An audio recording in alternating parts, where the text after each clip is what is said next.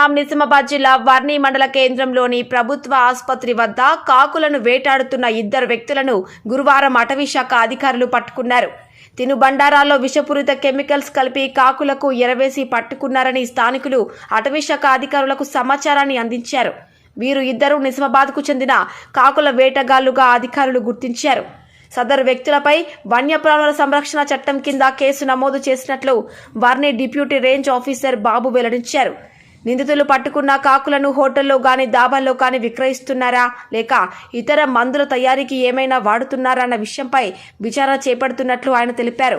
ఆయనతో పాటు Mosra section officer Prabhakar, అటవీ సిబ్బంది ఉన్నారు.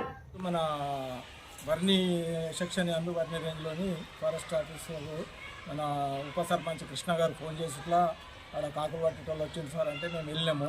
వెళ్తే అక్కడ 20 కాకులను పట్టుకొని అక్యూజ్డ్ ఉన్నారు. ఆడ మాకు ఉప సర్పంచ్ గారు మరి అక్కడ లోకల్ మెంబర్లు అందరూ కలిసి వీళ్ళని చూపిస్తే మేము తీసుకొచ్చి వీళ్ళని విచారిస్తున్నాము.